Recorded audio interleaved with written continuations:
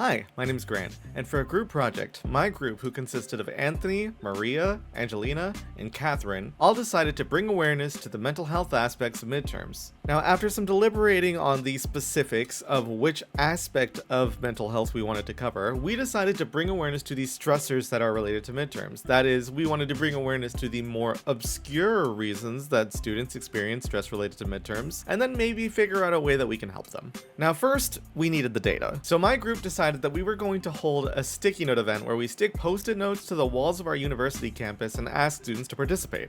Unfortunately, our campus doesn't allow us to stick anything to walls.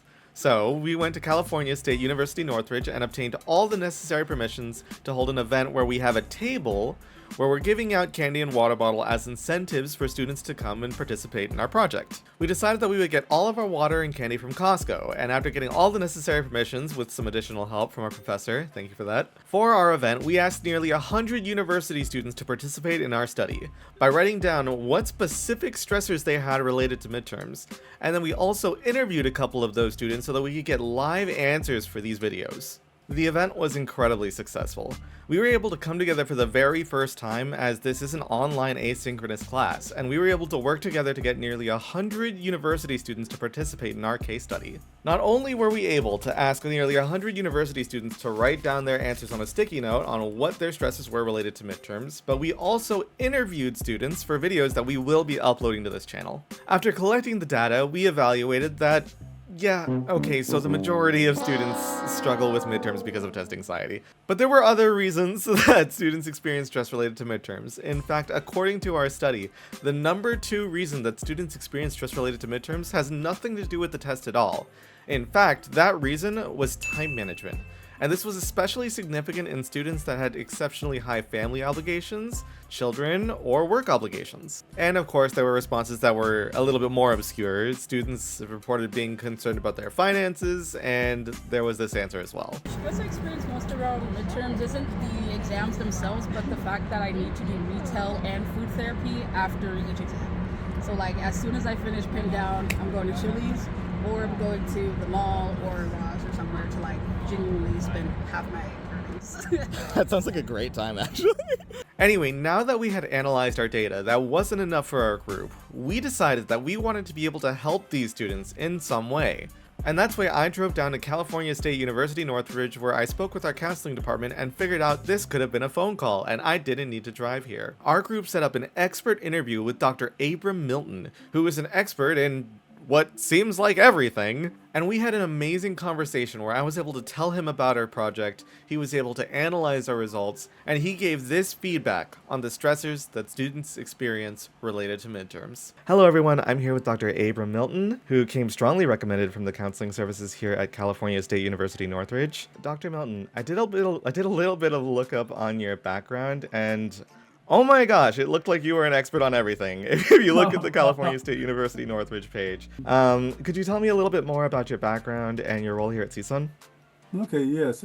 Greetings, everyone. As they mentioned, I'm Abram D. Milton, Doctor of Psychology at the University Counseling Services at here at CSUN Northridge. So thank you for having me on and talking on this important topic. So at UCS, at University Counseling Services, my main role now is being about outreach coordinator.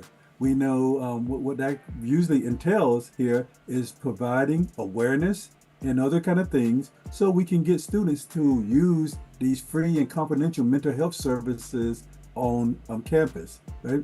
So how do we do that? Is we do that forward face. We go out and about.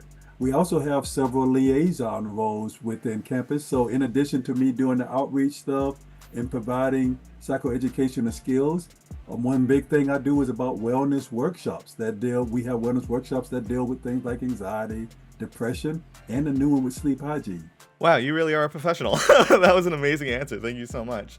So you'd say that it's fair to say that you've seen quite a bit of students have stress related to midterms.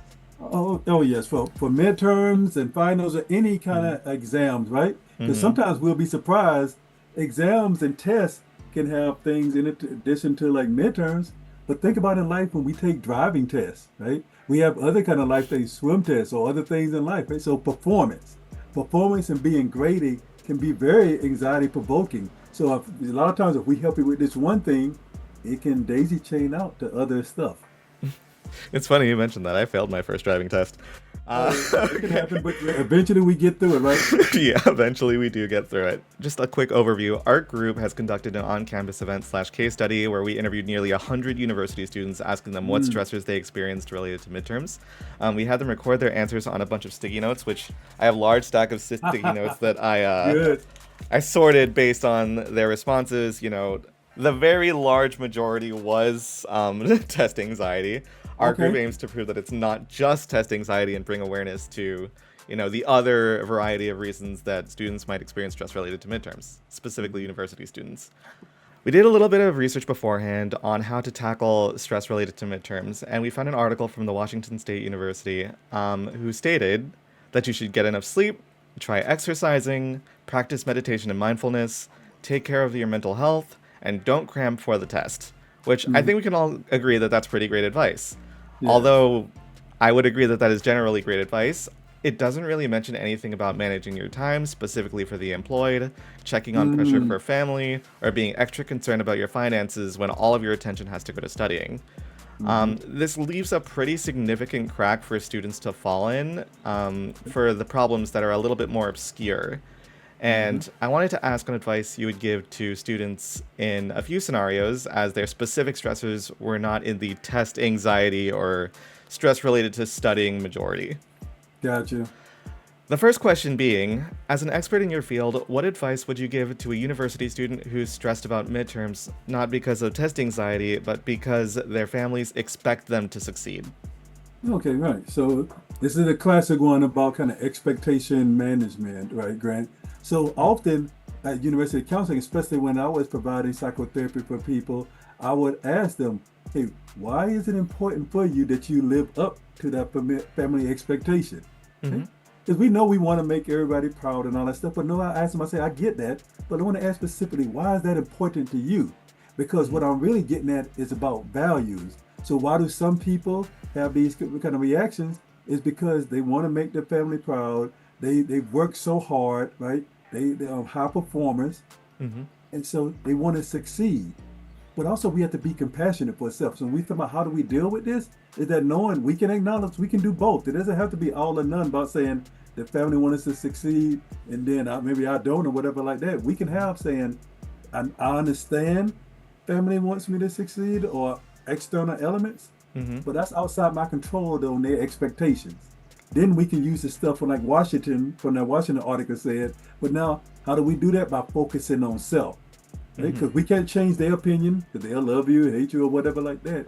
But what we can control is about what we do in those moments, if that makes sense.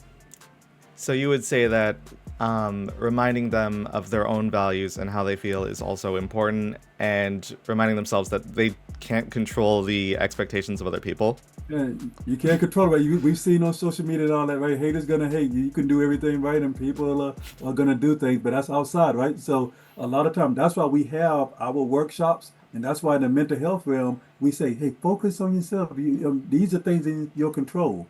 It's not perfect, but that's where we keep our eye on the prize, and that's self. We do self, the other things will work out for us. That's an absolutely fantastic response. Thank you so much, Dr. Milton. The second question. We all know that the economy has not been kind to us regarding inflation, gas prices, and more. Personally, I just went to LAX the other day, and gas prices were up to like $6.50 around there. Probably even more by now, right? Yeah. What advice would you give to a student that becomes extra stressed out about their finances during like midterm times because all of their focus has shifted to studying? Okay, yes. Right. And so this goes back to those things that, we already talked on that stuff about what's in our control, right? So we already know we can't control the gas prices, we can't control the travel and some of those internal stressors.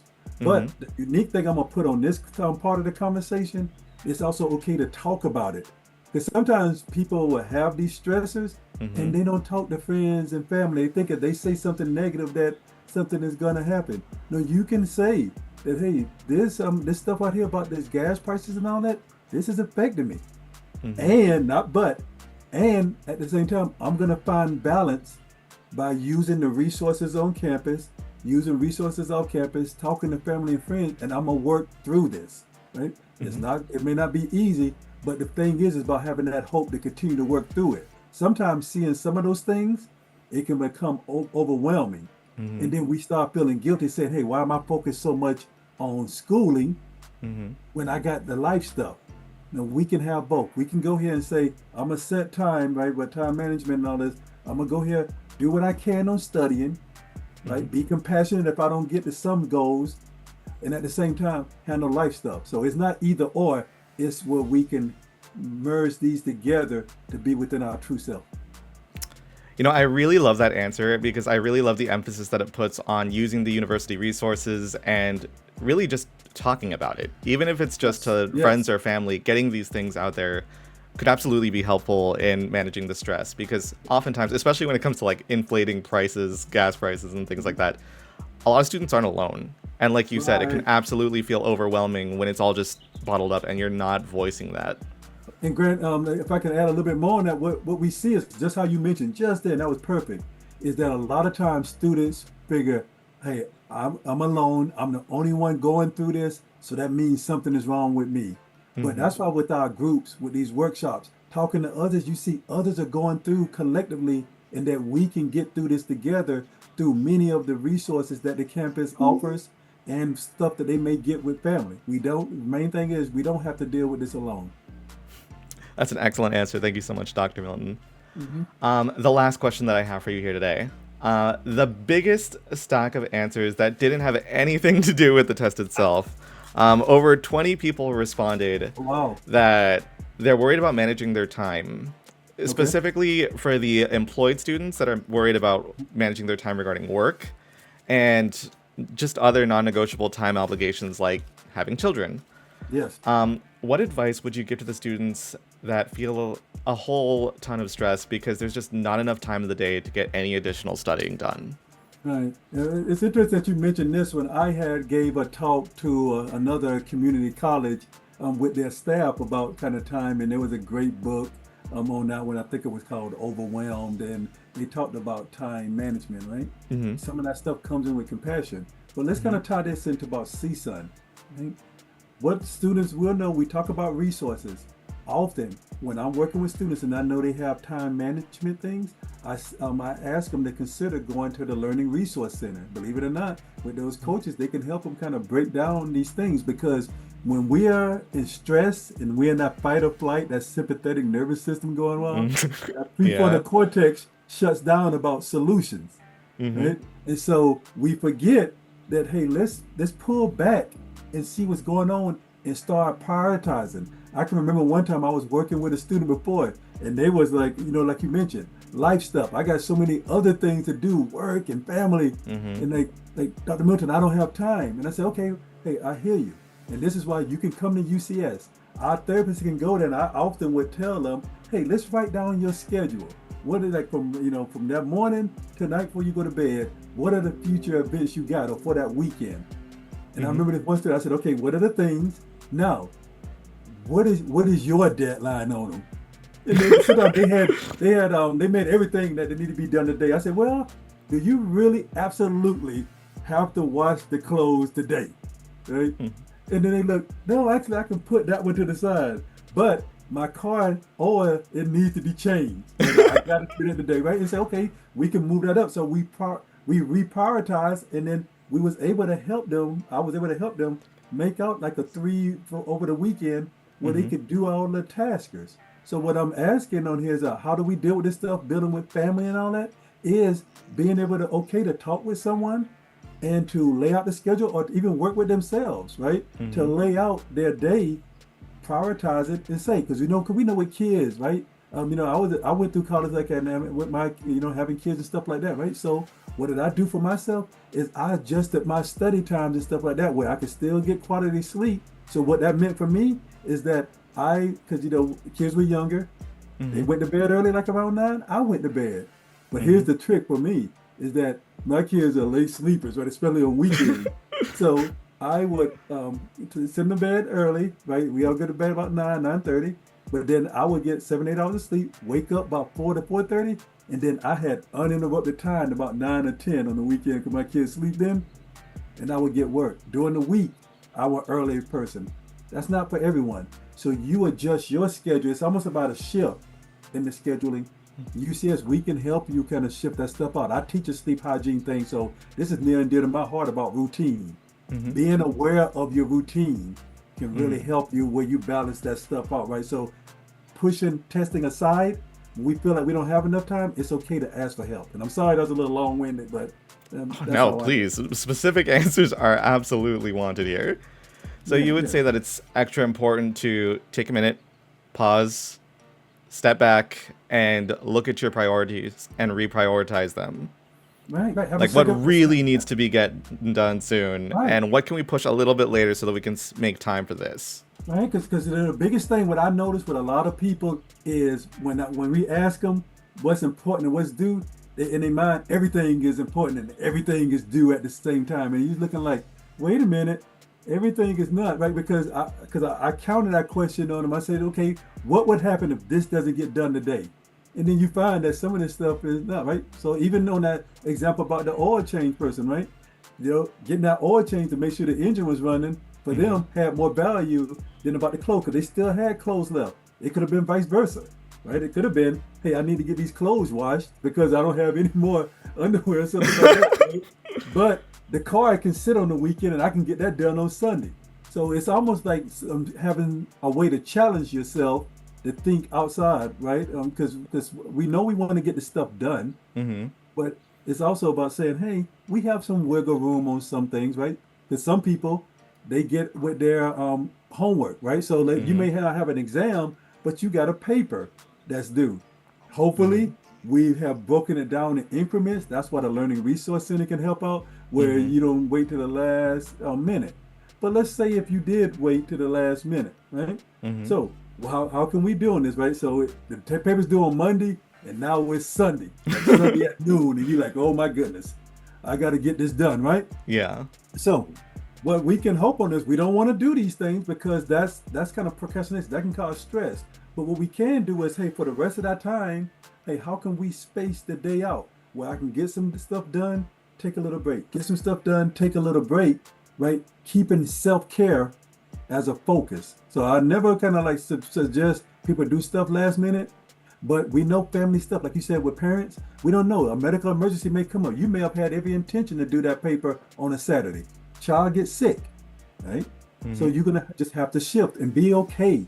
And one thing, Grant, we didn't talk on here is talk with your professors. Use those office hours. Let them know what's going on. This is one thing about college. We're all adults. It's okay to talk to them, right? If you don't ask, you know the answer is no.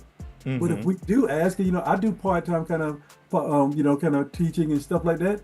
We're humans. We know stuff goes on. Talk it out, right? Because we want to see, believe it or not, people want to see you graduate. I really love that you brought up how important it was to talk to your professors about that. I feel like there definitely aren't enough students that feel comfortable asking their students for an extension and just crunch themselves under the time constraints. Right, and Grant, one thing too is right. Is like if you're getting overwhelmed with your classes, come to see us at University Counseling Services. Like we say, free and confidential. We can help you, like maybe support how you would approach the professors, because we know for some people this is their first time talking with people of authority, and it can be very, very, very anxiety provoking, right? And because they don't want to seem weak, and this perception of weak, which is fake, but this perception of weakness. So they won't want to talk to the professor, but we go there and help them, right? So we can role play, say, hey, what if they say yes? What if they say no, right? Because even if they do say no, at least now, it's nothing of rejection on you. There may be things going on, but at least I'm proud of them for asking the question.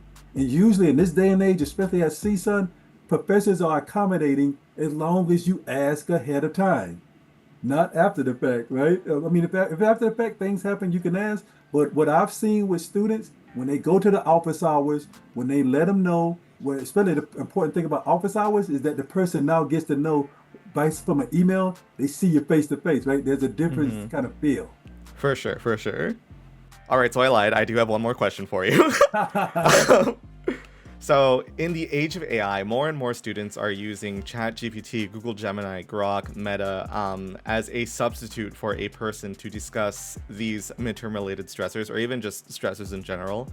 Would you say that this is an acceptable substitute for a person, or what insight could you give us on this? Oh, well, definitely. Hey, thanks for this, for having this question on here. This is important, especially around this time, right? Because with the AI world, and I've been doing a lot of stuff with AI mental health supports. I've been giving trainings with counselors about AI, and that's been one of my kind of future research areas. So let's answer this question here, right? Is that it's about the usage and how we approach artificial intelligence, right? So what I tell people out here is that AI can complement kind of work, but I still feel like they got a lot of work to do as far as the interpersonal relational dynamic that is needed within therapeutic settings, right? So let me kind of explain an example on this. You can go there and ask AI, hey, I'm feeling very stressed and I'm feeling like quitting, or stopping college or not finishing that assignment. What is artificial intelligence probably going to do? Because it's generative AI, it's going to say a very kind of like sympathetic thing and try to invalidate, saying, hey, that sounds really rough and all that. It's okay, and stuff like, hey, you can do it. All right. So AI may give us a response like that. But guess what? What a therapist is going to do, a human, that interpersonal relationship, right? Where we'll go here and kind of talk with you, because I'm going to find out more about your values. What's going on? Can I say here, are you really wanting to stop, or is this because of just kind of like self-doubts and stuff like that? And also, I'm gonna challenge you about kind of doing the work, because yes, we can get with a AI bot or something like that can tell you, hey, X, Y, and Z, because that's keeping it all cognitively. Yes. A true therapist is gonna pull you at your heart. And for me, I get here, I can give you plenty of stuff you can get on Google about, hey, do A, B, C, D, E, F, G. But with a therapist, where it's different, is pulling from the heart, right? Pulling from that emotional side, that human experience. So I still feel like that AI is not, got a lot of work to kind of go on those things. So you can use the AI to help you build an outline, to do some prompts, where you can do your creative stuff. But then on the stuff about that mental health side, it's that human connection while people come that it won't get on there. So I know some people use it in that moment. We have to ask them why they're using it. It could be because of convenience and stuff like that. Or it could be is that they don't want to go there and maybe share in front of people. And that's a whole different topic.